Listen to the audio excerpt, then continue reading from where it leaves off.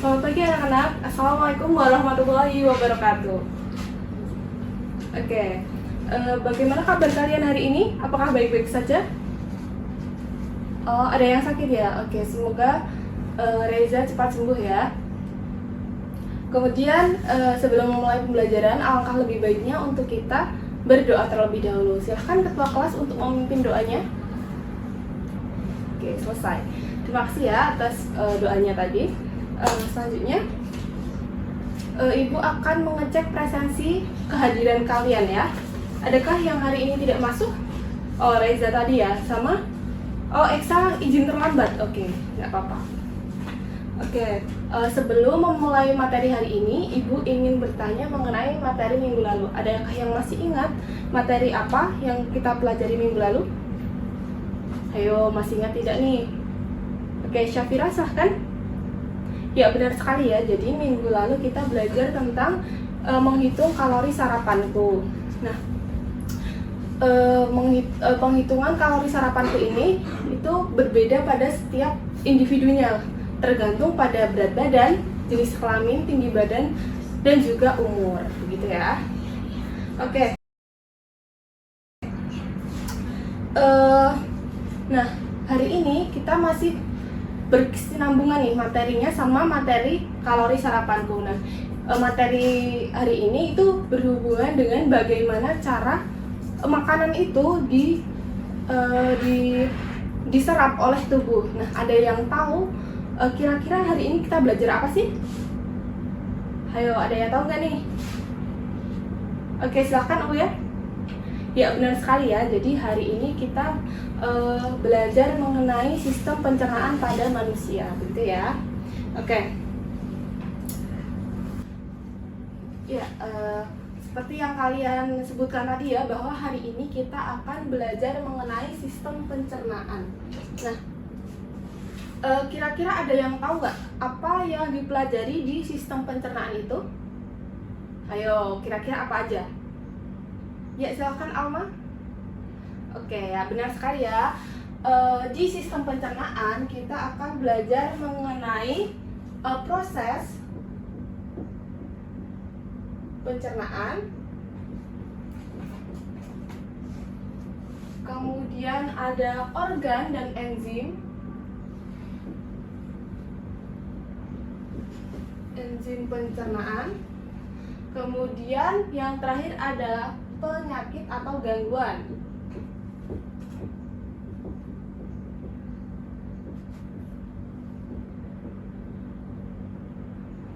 Pada sistem pencernaan, seperti itu ya. Nah, yang pertama kita akan mempelajari tentang proses. Nah, bisa dilihat ya anak-anak di gambar berikut. Nah, kira-kira ada yang bisa mengurutkan nggak nih proses pencernaan itu dimulai dari apa saja dan berakhir di mana? Oke, silahkan Eksa. Ya, benar sekali ya. Jadi di pertama itu urutan pencernaan itu ada mulut, kemudian esofagus, kemudian ada lambung, kemudian usus halus dan usus besar, kemudian yang terakhir adalah anus. Ya, benar sekali ya. Nah, Ibu akan sedikit menjelaskan lebih dalam terkait organ-organ tersebut. Nah, di mulut seperti yang tampak pada gambar, nah di mulut itu terjadi dua mekanisme pencernaan. Yang pertama pencernaan mekanik dan yang kedua adalah pencernaan kimiawi.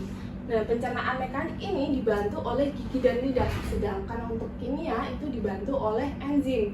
Nah, di sini kira-kira ada yang tahu nggak nih enzim apa yang ada di mulut?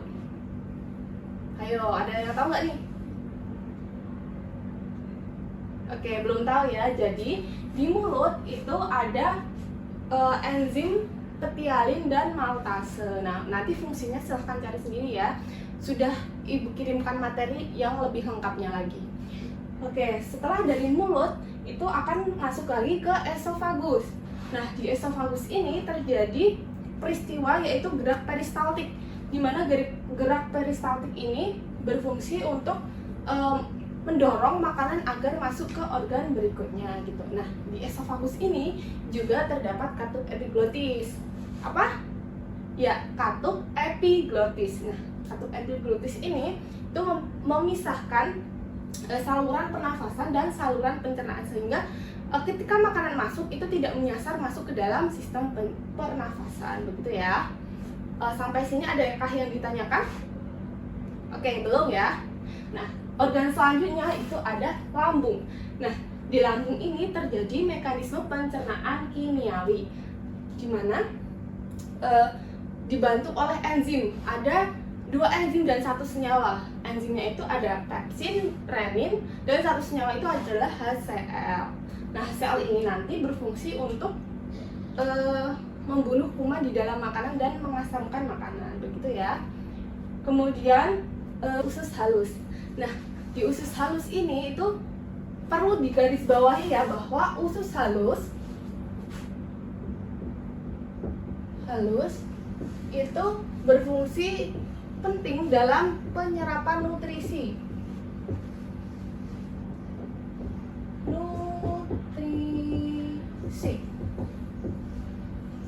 Apa anak-anak? Ya, penyerapan nutrisi ya. Fokus pada usus besar itu penyerapan nutrisi. Nah, penyerapan nutrisi ini dibantu oleh 3 enzim, yaitu ada amilase, tripsin, dan lipase, begitu ya. Nanti untuk fungsinya silahkan cari sendiri. Oke, selanjutnya ada usus besar. Nah, di usus besar ini itu terjadi 2 fungsi. Yang pertama adalah penyerapan air, dan yang kedua adalah pembentukan feses. Nah, pembentukan feses pada usus besar ini dibantu oleh 1 bakteri yang dinamakan bakteri E. coli atau Escherichia coli. Nah, bakteri Escherichia coli ini nanti akan membantu pembusukan makanan, sisa-sisa makanan yang telah tidak dibutuhkan. Jadi nanti akan diubah menjadi feses dan dikeluarkan melalui anus, begitu ya. Oke, dari penjelasan ibu ini adakah yang ditanyakan? Ya, silahkan Ulya. Oke, bertanya tentang apakah HCl itu sama dengan asam lambung, seperti itu ya. Oke, perlu diketahui ya bahwa asam lambung dan HCl itu berbeda. Jadi asam lambung ini itu diproduksi oleh dinding lambung sendiri. Nah, di mana komponen dari asam lambung ini, itu salah satunya adalah HCl, hanya salah satunya saja. Kalau HCl itu adalah senyawa sendiri yang tadi berfungsi untuk mengasamkan makanan dan membunuh bakteri dalam makanan, begitu ya. Adakah yang masih dibingungkan Ulya? Oke, sudah cukup ya. Oke.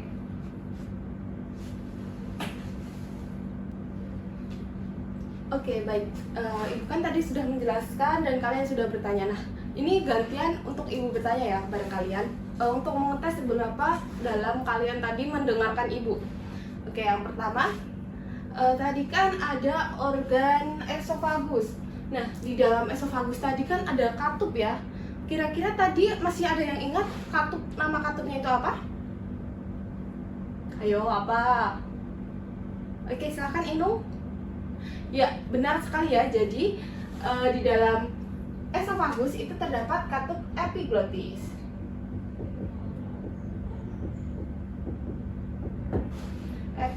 Nah, tadi ada yang masih ingat fungsinya apa? Ayo silahkan, ibu kasih waktu ya untuk mencari fungsi dari katup epiglotis. Ya, silahkan Ruth.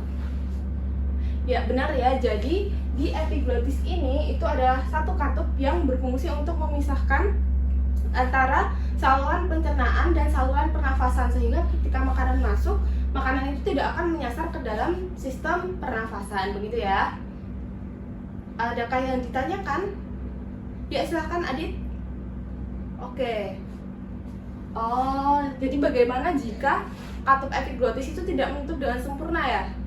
Ada yang bisa membantu ibu untuk menjawab pertanyaan dari Adit? Ya, Glorinda silahkan. Ya, benar sekali ya. Ketika katup epiglotis tidak tertutup dengan sempurna dan makanan itu masuk ke dalam saluran pernafasan, akan terjadi tersedak. Nah, hal tersebut biasanya itu terjadi ketika kita makan sambil bicara. Hal itu membuat otak itu tidak fokus sehingga menurunkan fungsi dari katup epiglotis itu sendiri. Jadi terjadi penurunan fungsi gitu. Jadi resiko tersedak itu lebih tinggi, betul ya. Selanjutnya, nah Ibu tadi kan menjelaskan mengenai usus besar ya. Adakah yang masih ingat fungsi dari usus besar itu apa? Ya, silahkan Alma. Ya, benar sekali ya. Jadi mempunyai dua fungsi,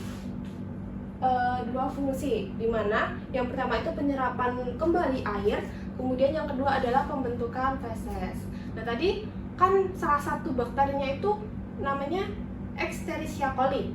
Nah, itu berfungsi untuk apa? Escherichia coli ini. Ya, silahkan Reza.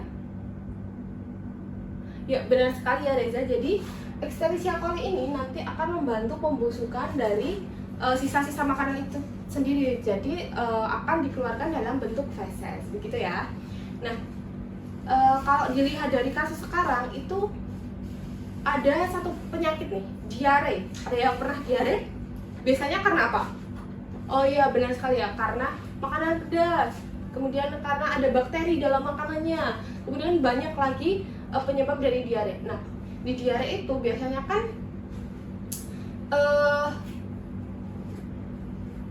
fesesnya itu kan lebih encer ya kan.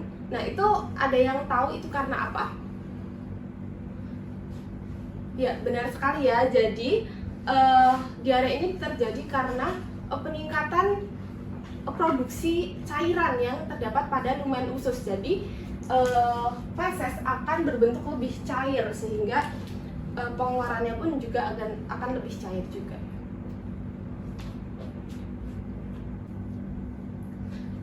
Baik, karena tadi Ibu sudah menjelaskan dan kalian sudah bertanya dan menjawab dengan bagus, di sini silahkan kalian berkelompok sesuai dengan pembagian kelompok yang kemarin ya. Nah, silahkan untuk masing-masing kelompok mengerjakan LKPD. Nah, setiap kelompok nanti akan mendapatkan satu organ, di mana kalian nanti akan membahas mengenai bagaimana proses pencernaan yang terjadi dalam organ tersebut, kemudian fungsi, dan ada juga gangguan pada organ tersebut. Jadi kalian hanya perlu mencari satu gangguan saja ya. Begitu ya. Adakah yang ditanyakan? Oke, tidak ya. Oke, Ibu beri waktu 20 menit. Nah, setelah itu kalian nanti akan dipresentasikan ke depan kelas. Seperti itu ya.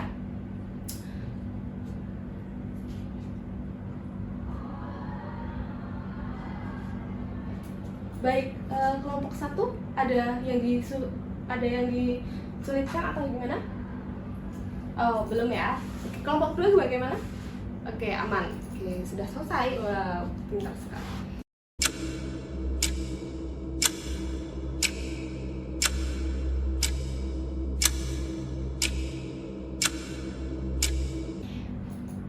Baik, karena waktunya sudah 20 menit ya, Ibu silakan untuk kelompok 1 mempresentasikan ke depan hasil diskusinya.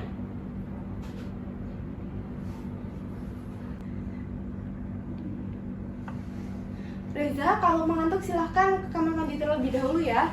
Nanti agar ketika teman yang menjelaskan, kamu bisa memahami. Oke, silahkan. Glorinda dan ya, jangan rame sendiri ya.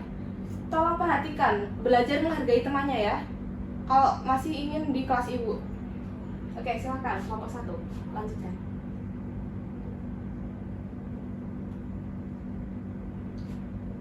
Baik,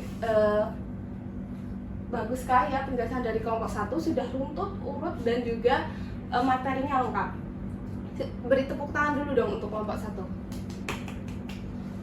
Nah, kemudian ada sesi diskusi ya. Silahkan satu penanya untuk kelompok 1. Ya, silahkan Inung. Oke, Inung bertanya mengenai tadi kan ada gangguan ya. Nah, ada sariawan. Nah, di sariawan ini itu apa tadi? Oke, lama penyembuhan sariawan itu berbeda-beda gitu ya maksudnya. Nah, silahkan kelompok 1 bagaimana jawabannya? Silahkan mencari dulu, tidak apa-apa.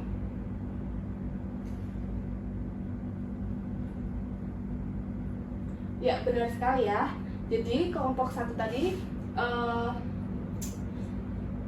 menjawab bahwa sariawan itu penyembuhannya itu berbeda-beda, tergantung banyak faktor ya. Jadi ada faktor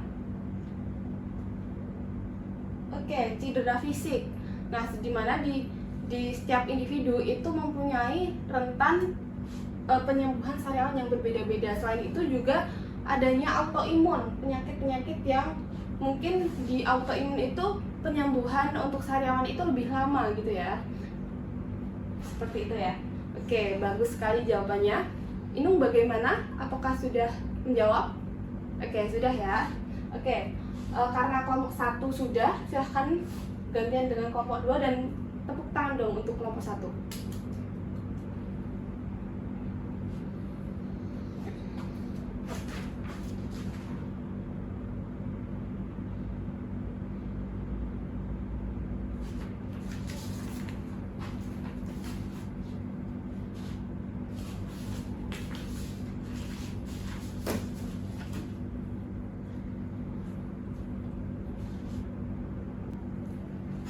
Baik, sampai sini adakah yang ingin ditanyakan atau disampaikan?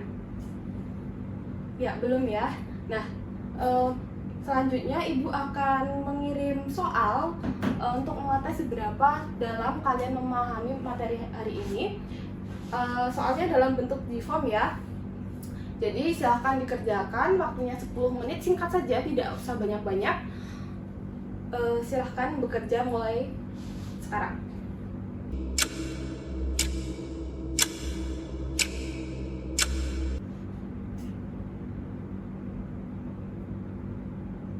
Baik, karena sudah 10 menit ya, mari kita bahas soalnya.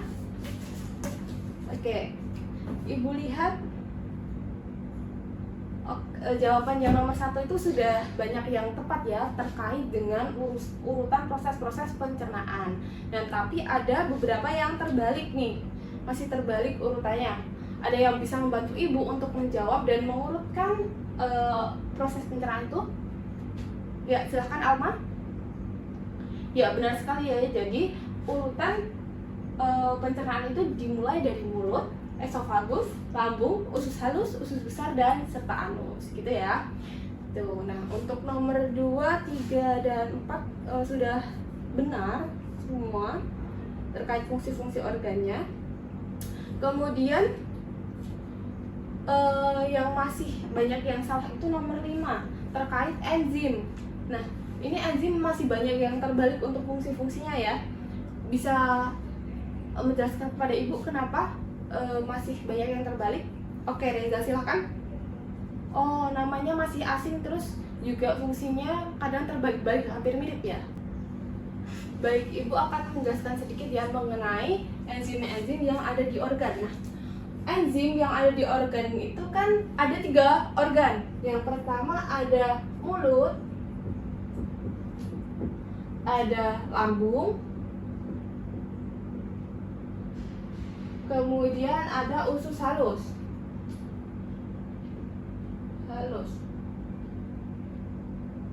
Nah, di mulut ini terdapat 2 enzim. Yang pertama ada petialin dan juga maltase. Kemudian di lambung ada 2 enzim dan 1 senyawa, yaitu ada apa tadi? Pepsin, ya benar. Kemudian ada renin dan ada HCl, benar ya. Kemudian di usus halus itu ada 3 enzim. Yang pertama ada amilase, tripsin, dan lipase. Nah, masing-masing enzim ini tuh mempunyai fungsi yang berbeda-beda. Nah, di sini Ibu akan menjelaskan ya beberapa dari fungsi-fungsi dari enzimnya. Nah, yang pertama ada petialin. Nah, petialin ini berfungsi untuk mengubah amilum menjadi glukosa. Nah, fase fungsinya itu masih berkesinambungan dengan petialin, mengubah glukosa menjadi gula sederhana ya berupa maltosa. Kemudian kan dari mulut ini kan nanti akan ke esofagus dan ke lambung ya. Nah, di lambung ini ada 3 enzim. Yang pertama ada pepsin, itu mengubah protein menjadi pepton. Kemudian ada renin, itu mengendapkan protein susu. Mengendapkan protein susu. Kemudian ada HCl, ini tadi fungsinya untuk apa? Ada yang masih ingat? Ya, benar sekali ya Ul ya. Jadi HCl ini berfungsi untuk membunuh kuman dan mengasamkan makanan.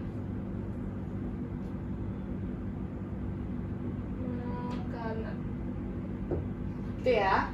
Nah, memasuki organ selanjutnya yaitu usus halus. Nah, ini ada amilase, tripsin, dan lipase. Dimana di amilase ini akan memecah juga gula, menyederhanakan gula.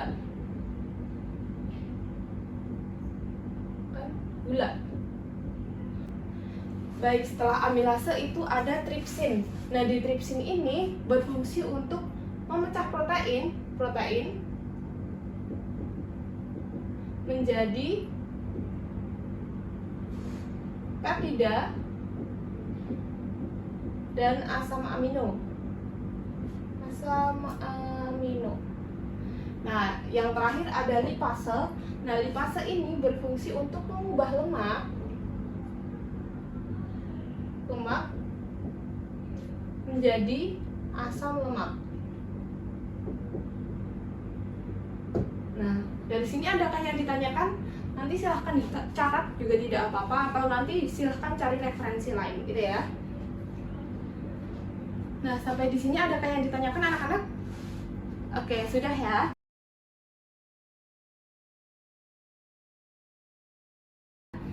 Baik.